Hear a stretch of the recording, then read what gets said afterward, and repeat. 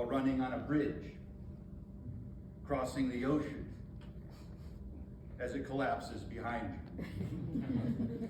It's thrilling, it's humbling, it's a humbling process, and at some point, no matter how good of an artist you are, novel writing highlights every weakness you have. But even when the daunting challenges come, at some point during the process of creation, the world building begins to take shape. And from those various landscapes comes the characters who survive and thrive in those environments. They sneak up on you. They sit next to you. They start telling you their stories. I'd like to introduce you one of those now. Her name is Laura. Laura is a peasant girl from a race called the Thuntsi, literally meaning the thin skin. They are pejoratively called the skeleton people by those in far-off lands.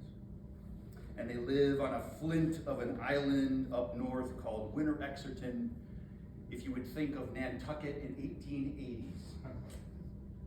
They are tall, 7 feet, a bony race of hardy folk who have learned to thrive in the cold, forbidding landscape. If you read the first novel, Imago, you have been introduced to the great eels.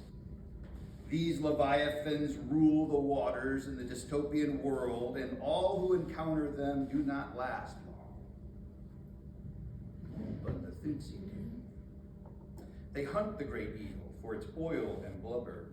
They are fearless, tenacious, a single-minded, simple race who worship a terrifying deity called the Horn God. 2 times a year, a select group of them must journey across the salty sea to the coast, through the forest of the dead, and enter the grove of the Horn God and present their offerings. Here's what you need to know from my reading. Laura, our heroine, has just witnessed something she should not have. She is beaten and kidnapped, taken aboard the Intruder, an eel ship headed to the coast where the high priest will present her before the great Horn God, but they must make it to the coast first. And once there, through the forest of the dead. Gods of IMAGO, chapter 9. 40 miles. 40 miles of open, terrifying ocean, and the eels returned. What madness was this? Who would venture such a thing? Why would they possibly make such a desperate trip? What could they possibly hope to accomplish by risking their lives? The high priest, Captain Robert, her life. This was now front and center in Laura's mind as the Intruder came to the midpoint of the crossing. Of course, they released her from the iron ring a day ago. Why keep her bound? What could she do now except die with all the rest of them? Laura, her face puffed and gashed from the assault, looked out across the gray, white-capped landscape of rolling water. Leonard, the crewmate far above and in the crow's nest, surveyed the same view, and everyone waited for this dreaded cry of shiver-ho. The eels were out north of the island for sure, but Captain Robert did not yet know if they made it to the bay, as he called it, the 40-mile stretch between Winter Exeterton and the coast. If they came feeding, the Intruder would never make it. The enormous eels were ferocious and crazed with hunger, diving down, swooping up, pulverizing anything that made noise on the surface of the salty sea. If they had not made it this far south, then the journey would be dangerous, but not impossible. Laura overheard the crew members complaining over dinner on the futility of such a journey. How, if the eels don't get us, the bloodletting will. She felt a shudder move up her legs and across her body, an electrical shock of fear, of recalled memory long suppressed. Now they were into the second full day of the crossing, and Leonard, up in the crow's nest, was silent. Hope increased. The high priest stayed holed up in his quarters. He was busy studying the Mendel fragment. If Linus could be believed, old Bony Root could not make heads or tails of the thing. Laura found herself with Linus, the cook, quite by accident. She was roaming the deck, the intruder rising and falling, shifting on a swell, sliding up, up, up, then crashing down. It became unsafe, so she was commanded below deck. If it was Linus who put her to work, it was Linus who put her to work. The old bent Thunsey grabbed her one day and walked her to the galley. There he was busy cooking some licorice root soup with bits of eel blubber, some carrots and other vegetables she dare not question. A slab of eel lay across the counter. He hummed as he stirred the kettle, the cigarette dancing in his lips as his mouth imperceptibly moved. He motioned Laura to slice the blubber from its skin.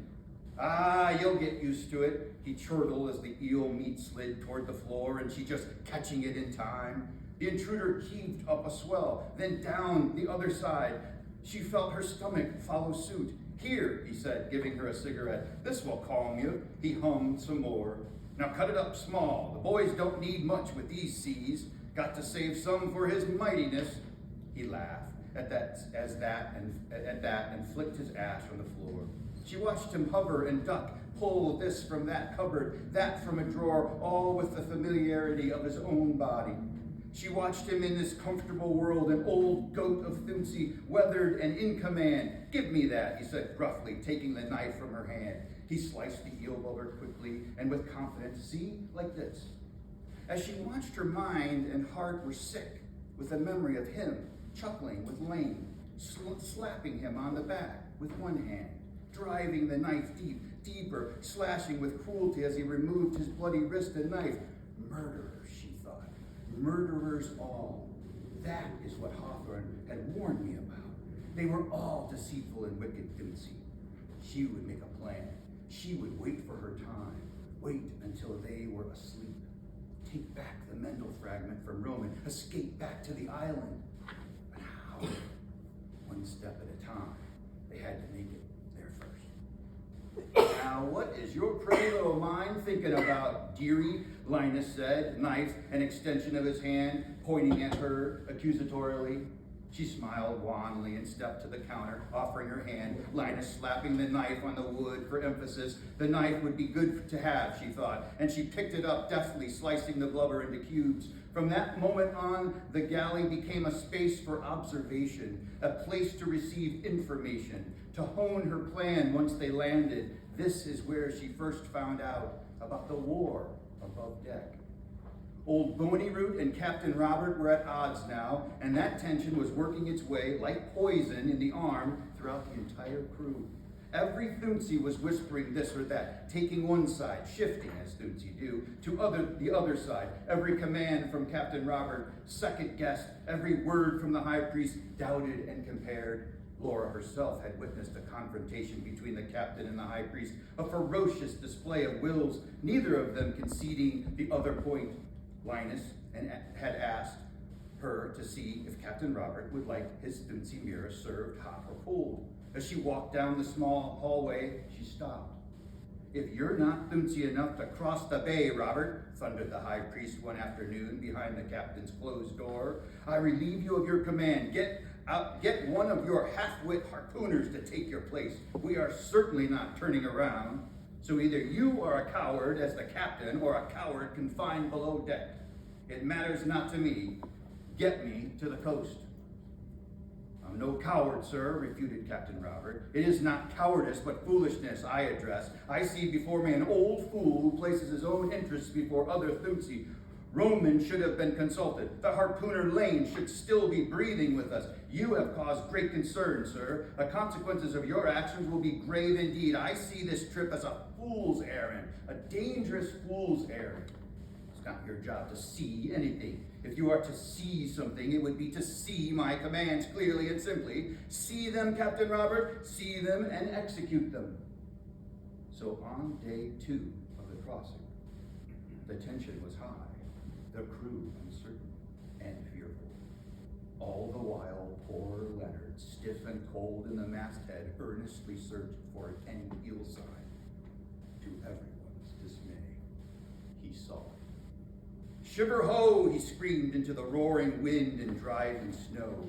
"Shiver ho! Stern side!" The crew looked about, Laura now standing with them, eyes peeled for any surfacing leviathan. There it was, unmistakable, a writhing, foaming thing, surface skimming against the waves and wind. It was small, 40 feet long. "Check for others, Leonard," cried out Captain Robert. To the helmsman, "Steady, Lewis, about 2 degrees windward. Let's see if we can outrun the damn thing." And to his newly created first mate, his personal harpooner Liam, "Shovel that furnace, boys. I need more speed." Liam grabbed the funnel and screamed the command. "What say you, Leonard?" yelled Captain Robert. Does she have any friends with her?" "No, sir, no family members yet. She's gaining, sir." Laura watched Captain Robert's stiff, strong, commanding presence that lifted every Thunsey to stand courageous. The wind blew his hair out in an odd angle from his profile, whipping about like they were eels themselves. His long-brimmed hat, now strapped to his chin, flattened out in the torrent of snow and splashing sea. The high priest came on deck. His gilt robes, awkward and out of place, hindered him from staying upright. "Well, Thunsey, you got us into this position," shouted Captain Robert to the stumbling high priest. "Cast a hex. Even a little one will scuttle us if it gets closer." The high priest mumbled and stumbled, catching himself on the rigging, falling to his knees as the great ship rocked port side. He made his way below deck without a word. "Land ho, Captain, land ho!" Leonard shouted over and over the masthead. Laura and those crew members who were not pulling lines or shoveling coal ran to the bow. There it was, through the white of the snow and spraying waves, a thin crust of gray far off in the distance. "She's coming hard, Captain," shouted Leonard, pointing to the stern. The intruder was trapped between the ever-growing land and the coming terror that was the great eel behind them. For a moment, Laura forgot all that happened, the sequence of events that put her in such a precarious position. She found herself longing, groaning even, like the crew by her side, hoping beyond hope that the land would win out of this epic battle of titans. "Steady, lad, steady," cried Captain Robert, his voice now a rhyming song. "She's coming hard, but we're the intruder, boys. We're Quicksilver. We're the wings of the sea, boys. Look at us go, lads. Watch us fly." He grabbed his harpooner, Liam, by his both shoulders and boomed, "What say you, boy? What say you now? Are ye afraid of a little eel?" Liam laughed and shook his fist to the storm and the eel by the horn. "God, no, sir. Let 'em come, sir. We'll feast on 'em together." Laura felt those words pierce her like an electrical pulse, her muscles and sinews stiff and hardened, and she heard it. At first, she thought it was but the wind, but the tones become more rhythmical, the cadence certain. It was antiphonal call and response between crew and captain. "How does she fly, boys? Like the wind across the waves, heave-ho. What do you see, boys? The eels on our staves, heave-ho. What do we do, boys? We cry out the sign, heave-ho. How do we kill her, boys? With the harpoon's lines, heave-ho. When are we done, boys? When she's a fountain of red, heave-ho. When will you stop, boys? When we're drowning or dead." Over and over and over they sang through the whistling wind and the crashing waves, through the heaving up and the smashing down of the hull. Laura was electrical, her will, like the captain and crew bent toward the land. With every line of the song, the crew shouted out like the singing of the thing was the hex that sped the boat closer and closer and closer, the gray land looming up like giant beast itself, waiting to swallow them. As the land emerged, the young eel tired and slackened its pursuit until the distance between the coast and the intruder was shorter than the distance to the eel. The singing and the shouting and the energy surged to its crescendo as Leonard in the masthead shouted out, "She's gone, Captain, she's good and gone." The crew erupted in singing and clapping and stomping, an absurd mechanical cadence in the sinking and rising deck of the intruder.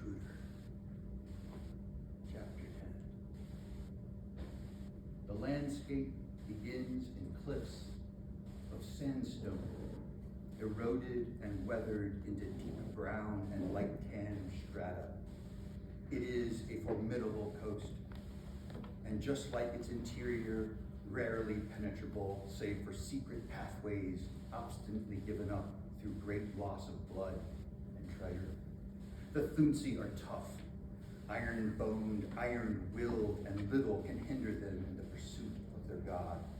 From the coastline to the cave of the horn god are many perils, perils of stamina, of terror, of pain, perils intentionally placed in their way. For such divinity doth hedge a god, especially the trickster god of horns. One obstacle in particular fills every Thunsi with terror. They have named it appropriately, the forest of the dead. The forest is a beautiful wooded grove of many, many unique trees, some smooth and worn from centuries of gales, some rippled and ragged from salt wind, ice, and cold. In the haze of the frost and the fog, they may appear in the dusk or early dawn as giant Thunsi, multiple branching and individual as the race itself, a thaumaturgical spellcraft spun by the horn god himself. There is lore buried deep, so deep a gossamer thread of divine truth that the two, the Thunsi and the forest, are one. Nonsense like that cannot be believed by such a tenacious and temporarily driven folk. They scatter like intentionally planted seeds, these trees of the dead, planted and rooted into the foundations of the world, connected, some say with magic from the horn god, below the earth with tentacles that pulse and twitch, messages one to the other, a great network, a single ancient being from the salty sea along the black mountains, past the grove of the horn god, and eventually settling as far as the outpost known as Kirdunas. Yet how can the dead speak? The dead are, well, dead. So maybe it was given this time for some other reason, a whisper now long forgotten. There is good reason for the name in the present, and after the emergence, every Thunsi believed the name quite apt. What seemed a dreadful place filled with mythological hauntings became truly a place of death, a forest filled with what would be called by the high priest blood-eaten, the blood eaters. Thunsi-like, but not Thunsi, ravenous creatures with fanged and gaping mouths, ferocious hunters of the living. Where they stayed, no one knew, but it was night when they roamed, hordes of them, lumbering through the forest, silent, stalking shadows, naked, sniffing eyes, empty sockets, thin-boned and clawed, hunching and lurching over fallen branch, through rustling leaves, or light upon the frozen forest floor. No living thing survived them. Nothing with warm blood and pulsing heart stood before the blood-eaten. It was this that so amazed the Thunsi on Winter Exeterton, where no fanged phantom stirred. It was this astounding feat of returning that put the high priest beyond any Thunsi's sphere of being. The high priest was chosen by the horn god, given permission by the horn god to pass, even at night, through the forest of the dead, through the very midst of the blood-eaten, and to the grove of the horn god without harm. This was a supernatural event, one requiring thaumaturgy of untold powers. So, it was that crew of the intruder found themselves rowing their 3 eel boats toward the one landing spot the high priest and Captain Robert knew by heart, the only rocky beach that did not ascend in great walls of sandstone now being thrashed about by the gale-force winds and waves. Captain Robert, standing tall above the high priest, guided the lead boat. Liam, the harpooner, with Laura and a crew of 8, ran parallel at some distance with the final boat, with Landon guiding his crew of rowers. No one could hear the other, the roar of the waves and the wind so great now that many oars dangled like vestigial flippers, useless in the air as the sleek boats hesitated on the crest, then crashing into the watery ravine. After half an hour, they arrived on the rocky beach, exhausted and drenched. There they tied up their eel boats and gathered near the edge of the forest, many fearful to enter without the thaumaturgy from the high priest. "It's no use, lads," said Captain Robert to the crew after a long sidebar with the high priest. "Gather wood and stay sharp while you do it." It was no small thing for the great captain to hesitate, but the battering they took getting to the shore and the hard coming of night made the decision more palatable. To enter the forest of the dead was foolhardy at noonday in full sun, certain slaughter at night. They huddled in shadows of the small fire, pockets of fear and whispering subdued by homemade fermented Thunsi mirror. They passed the bottles and passed along the stories, one building on the other, a detailed map of undulating fear. There was Larry and his brother Lemmel, who got bored and wandered from the expedition, howling desperate screams, then silence. No search party was formed. There was old Hollowhead Landry, who, when surrounded by the ghastly things, broke the phantom's bones and used one as a stabbing weapon, only to starve to death on the rocky shore waiting for a returning ship. His bones picked clean, the shiv still grasped within his fist. Captain, first mates, even the cooks knew tales of survival and terror as they struggled against the hunting hordes, desperately hiding or racing through the labyrinth wood, circling back, lost, and always somehow into the waiting, sniffing, ferocious bloody. And on and on and on the stories went. Heads on stakes with eyes gouged out and teeth dangling like chin beards, clothes and limbs hanging from trees like mossy growths, strange howls in the dead of night, blood-curdling cries like demon lovers wailing. Nobody slept. When the dawn came upon the water, Laura nearly cried out. "Single file now," Captain Robert said. "Stay together, no matter what." He placed Laura between his harpooners, Liam and Landon. Linus, struggling to keep up, humping and limping, a wreck of a bent and twisted limbs. They moved slowly, methodically, further and further into the dark woods, where only the most stubborn of light reached the frozen ground under their feet. The trees sheltered them from the worst of the wind, the tops of the branches swaying furiously like an ecstatic animal. Uncanny, unnatural, thought Laura, as they slowly made their way through barrier of hanging vines and closely spaced trunks, emerging into a sort of clearing, a hedged-in enclosure where the storm and snow and cold had been shut behind. They could see their breath when they talked, their coats pulled high to their cheeks. Linus stomping his feet to promote circulation, he relit his cigarette and sighed, a reverberation that, like some underwater animal, and to everyone's terror, something far away croaked in reply. "Quiet, fool," Captain Robert hissed. "We head that way to the path, not quick and silent." Laura felt the cold and profound silence like a sudden weight, where each step more and more laborious. This was undiscovered country, trackless, void of sign or sound, of all things living. It was the high priest who knew the way, and yet Laura watched him doubt, stop, point one way, then the other. How long had they traveled? Minutes? Days? They were forgotten by the world and understood and fully exposed to the inhabitants of this terrifying place. They felt it, a motion here, just out of view, a cracking twig, a rustling of a thing startled, a sudden stumble over a gnarled root. Laura glanced this way, then that, a growing terror in her chest and head. This was the void. She shivered and hurried to be close to Captain Robert. And they were on the path. It was sudden, and if asked, no one could recall when it started, how long they had been traveling it. It was 10 thunsy wide, worn, rutted by wheels, pocked with hoof prints, forgotten, lost journeys.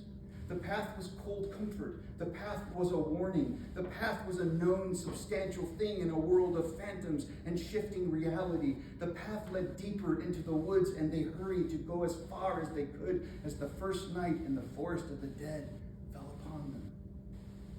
They could not light a fire, for no one dared to venture past the boundary of the path to retrieve firewood. They huddled together, 15 in all, huddled by ranking. Captain Robert, Laura, the harpooners, and the high priest gathered at the head, listening, the forest moaning, grinding, croaking with life. They did not hear them come. "This is different," Captain Robert whispered. "This is unlike before. We are unwanted." "Nonsense," said the high priest, hissed. "Stifle your tongue, Captain. Wanted, that's an ignorant term. You should know better. We are never wanted." Laura watched him rub the satchel, then placed his hand inside it, the Mendel fragment, a secret obsession, a private act. "Then summoned, sir," said Captain Robert. "This is no summoning." As if in answer to the gloom and terror that was settling upon every Thunsey, the high priest took out something from his pocket, mumbled some words, and created a thaumaturgical green glow from between his outstretched hands. "From my calculations, we are here," he pointed to the map, now before him. 3 days from the grove. We are well supplied, the path is clear, and we have plenty of eel skin." Those words were snatched from the air with the screams of poor Lewis and his crewmate, Lance. gasping and sobbing, a fading, terrifying, desperate screech somewhere now deep in the forest. Back to back they stood, like petrified stone, each facing the darkness, skeleton chest heaving under their heavy coats. Poor Lewis, poor Lance, the popping, tearing, grinding death that pulled the lives apart. Then silence, absolute silence, like a thaumaturgic blanket cast over them. And the sniffing, right to the path, to the edge of the open space, testing, calculating, an army of blooded just beyond. Fire by the horn god, we'll show them, lads. Captain Robert grabbed his pack and pulled from it a folded eel skin soaked in paraffin. Everyone now, torches, lads. We need torches. It was the high priest who created the electrical spark, and the path exploded in light. Laura held her torch up, but she could see nothing. The paraffin crackled, spit blazed, but nothing happened. They stared, expecting ghouls. Nothing. By the horn god, screamed Leonard, show yourselves! They did not show themselves to Leonard. He was snatched away, a great blow from the front, a driving supernatural spearhead with the force of foundational dark magic, a scream, fading, and Leonard from the crow's nest was gone. They jabbed at the borders in futility. They shouted at the darkness with empty threats. 3 dead. It was only the first night, and once again Laura prayed for the coming dawn.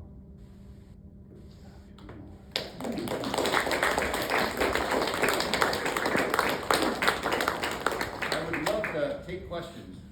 Do you have any? Anything? Is this a sequel? You should ask that. Yeah, this is the sequel to the first book called IMAGO.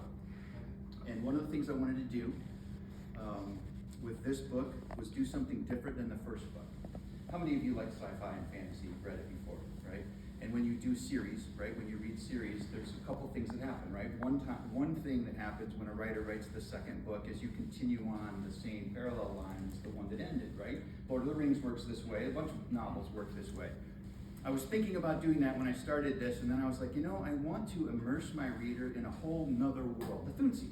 I created them, right? The Thunsey, I wanted you to know the Thunsey, and by the time you get to Beatrice and the other people, those are people from the first book, you know them, and now these groups are meeting, and so you've got a little bit more complexity and so forth going on with it, which I thought was really cool. But yeah, so this is the second book of a trilogy, right? Supposedly, I'm exhausted, but I have no idea what it is. Yes, sir. This world creating thing, of course, it's something that's so common in this genre, but that's part of the challenge of it, isn't it? I'd like to hear you talk a little bit about, with all the precursors to what you're doing here, what did you see as the things to avoid and the things to try to engage in that would help you do what you wanted to do without looking, derivative or, all the weird things that can happen? Yeah, no, that's right. That's exactly right. And any writer of any sort, when you're writing anything, you understand very quickly that you're walking into giant oceans of really good artists. I think it was John Barth who said, ignorance for a child is funny and adorable. Ignorance for a writer is inexcusable. That's what he said. And I absolutely was thinking about that and terrified as I was moving in this direction, because there's greats out there and you're walking right into greats. You steal everything you can, but don't act like you stole it. It's kind of the deal. But you're right, when you start creating and sub-building worlds out, you are automatically starting to either intersect very quickly with our world, and lots of people have done that very well, or fantastical worlds, and lots of people have done that very well. So I think it becomes its own thing because you're your own thing, your own person, but you absolutely have to be thinking about all of those things and pull back. That's what good editors do. That's been done before, don't do that. Oh, okay. Well, obviously, right, the Thunsey and the whaling things, that's Mel what we did, right? I mean, like, what a great scene those are, right? Not in my book, I'm talking about like Mel's movie, although those are cool scenes too. I enjoyed reading those a lot. What else? What other questions do you have about it? How did you come up with all the names and things? Yeah, okay, so imago means image, right? Image of, right? And the first book is all about this concept of, I'm not going to tell you the plot summary of it, but it's very much present day. You think it's present day when you're starting that book, and it's very much has to do with duplications of people and all of that, and clones and all those types of things start to unfold as the book unfolds, and you're like, what is happening here? This is crazy, right? And so imago means that image of something, right? And so you have all these images of all these different people who aren't, like, they don't actually know who they actually are in the book one. So what I wanted to do with book two is expand that universe and start to say, like, okay, imago's now becoming like Dune, right? Like Dune of this and Prophet of Dune and, you know, Empress of Dune and God Emperor of Dune and that. And I wanted to kind of imitate that a little bit. And imago became not just the concept of a mirror image, but a world. Imago is the place they're from. These people are from when they get into this world, which doesn't make any sense to you with me reading this out loud. It's not because it's not the same book, but book one is all about that. So yeah, that's what that is. It means image. What else? So will we see Christopher and his friends turn up in this novel? Absolutely. So what I did was I know what you want, right? So that's. I want to know what happens. Yeah, exactly. So they're moving forward, and then I stop them and I have you introduced to this and this world and these people, and there's just a tiny little thread in there. I don't even know if you remember, and I won't put you on the spot, Kelly, but there's a thing called the Mendel fragment in the first book, and I am so fascinated with the idea of something being written in one time and it taking on multiple meanings till it becomes so significant in some other time. Well, the Thunsi have this little Mendel fragment that was part of the first book. It was just a scribbled thing that a scientist wrote down, and one of my main characters, Roman, the lover of Laura there, has this. And he's like, he can't believe he's got this. He's got it in glass, and he's like, it's secret and all this kind of stuff, right? So as soon as you mention that in the book, you know, you'll start to be like, what? I think that's from the first book. And then Christopher's mentioned, and Cogston is mentioned, and all these places are mentioned, and the Thunsi are talking about them, but they don't think they're real. They've never been there. They've never been across that. So I'm entering you into that new world, and then the two in part two. They meet. They actually all meet. Yeah, those adventures continue. So one of the things that all of the professors that I've spoken to have said, you know, in the conservatory and English learning, you never stop learning, you never stop improving. How do you feel you have grown your writing from the first book until into this one? The reading of the thing, the reading of other books, ferocious reading of other books just starts to inform. A life of reading and books informs every art that you're doing, everything you're doing. That's one big thing I would say that's keeping me, like, and not just any book. Like, I know it's like Stephen King, like, just reads every book and everything else. Like, I'm on a quest right now, and I've been on a quest for about 10 years. I want to find the greatest world builders and the greatest prose control artists and how they put those together. And what I'm finding is there's really great world building, but really not really good storytelling or writing. And then there's the converse, really good writing, and they don't really care that much about the world, but there's a few that are just doing all that. So I'm trying to find and read and learn and study those things. How did they do that? What are they doing? What makes that sentence really good? And what makes that world really big? So reading is really big in influencing what I'm doing and growing as a writer. But I would say doing is huge. Like, you have to write. You have to write. I don't care if it's in a journal. You have to keep writing. Because by putting those words on a page, you're actually developing your craft and your skill set to capture words. Like, we can't do music, you know, you don't sit there and go like, oh yeah, that's a great story, right? But that's an audiobook, that's really cool, but that's not what you're doing. You're putting words on a page for that. I mean, music would be different, right? The sound of it, you know, other things that are part of it. But yes, absolutely. Reading ferociously and practicing, just always practicing, routinely, mundanely. You know, doing it every day, even though you don't want to, you just carve stuff out and just start going. Which is cool. It's a great question. What else? What other questions? Yeah. So you mentioned there's like different people and stuff how to write prose, Yeah. but what is that process like finding the select few things that make those standards? The only way to do it is experience them. So what I've been doing is, like, I've been part of a lot of good reads, like sci-fi and fantasy, like threads, and it's so funny. I just got to do a side note of this. It's so hilarious. Like, every writer that's on there wants to promote their book, and they get canned, like automatically, you get booted out, like immediately when anybody does anything. I didn't do that. I swear to God, I did not do that. But it's like, someone goes like, yes, this is a very good story about Tony, and it reminds me of another really good story. And then they can just promo, right, of their own book, and it's like, sorry, you have broken the rules of this thread. You are being booted, please delete, right, this kind of thing. All that to say is, there's lots of people out there that are really, really well read, and they know what we're talking about and what we're seeking and looking for. So I've been copiously looking for those books and those artists who are doing those things. And I've gotten some really great ones. I don't know if you know this or not, but Ishiguro, the one that wrote Remains of the Day, I don't even know if you remember that or even know that, but never mind. Merchant Ivory Films, right? That book, he wrote two fantasy novels. One was a dystopian novel, and I cannot remember, Don't Leave Me or something like that. I can't remember. Never Let Me Go. Yeah, Never Let Me Go, which was really brilliantly written. But there's another one called The Buried Giant. Is one of the best novels I've ever read, like, period. It's so good. And it's prose and world building and just gorgeous Arthurian legend, really something. But that's how I find those. I find those people that are talking about it, and then I search them out and look. Like, I'll give you this one example. A guy named Gene Smith. Everybody's saying how obtuse the writing is, and like it's so dense and deep, and like it's really tough to get through, And so I get it. And I start reading it, and it's the dumbest book I think I've ever read, and it's so badly written. And I had to write something about it on one of the things, because it's like it's dense because it's terrible. Like it doesn't make sense. A person could pick up this, in any really good writing, a person picks up a cup, you better use that cup later on. That means something, right? It's the good way when you do film and anything else, right? Well, he picks up cups all the time, and he just leaves them behind, and he keeps walking, and you're like, okay, what was the point of the green alien again in the tent? What was that about? It wasn't about anything. It wasn't about anything. It's just really great. So yeah, you find these people like this, and you get really disappointed, and then you find the Ishiguros. Anything else? What inspired you to create the race of Unseen?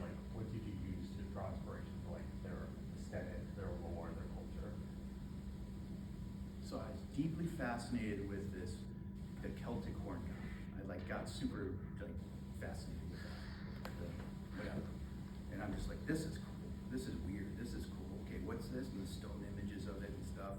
And then I started to think to myself, okay, well, who could I create? I won't even show you my sketchbooks. I'm a terrible drawer, and I'm writing little skeleton people.